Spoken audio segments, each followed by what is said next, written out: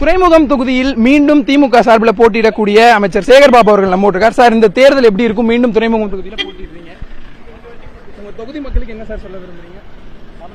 முதல்வரின் 5 ஆண்டு கால அளப்பரிய சாதனையாலும்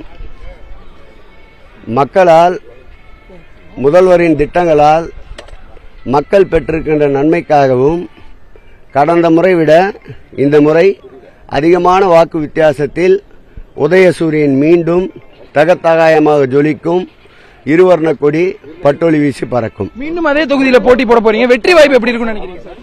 அதுதானே பதில் சொன்னேன். இப்போ மக்களுக்கு என்ன சார் சொல்லுங்க? அதுக்குதானே பதில் சொன்னேன். இப்போ ஆனா நீங்க வட சென்னையுடைய பொறுப்பு அமைச்சரா இருக்கீங்க, விஜய் நிற்கிறதா சொல்றாங்க. நாளைக்கு தேர்தல் அறிக்கை கொடுக்கறதா சொல்லிருக்காங்க. எல்லாமே முடிச்சு இப்ப வேட்பாளர்கள் களம் சந்திக்கிறீங்க. களம் எப்படி இருக்குன்னு நீங்க நினைக்கிறீங்க உங்க தொகுதியில? களம் தகத்தகாயமாக இருக்கின்றது. களம் சூரிய ஒளியோடு இருக்கின்றது. களம் சூரிய ஒளியோடு இருக்கின்றது. சூரியன் ஆரம்பிக்கின்ற, அக்னி ஆரம்பிக்கின்ற 4ஆம் தேதி தான் வாக்குப்பதிவு. ஆகவே அனைத்தும் சாதகமாக அமைந்திருக்கின்றது.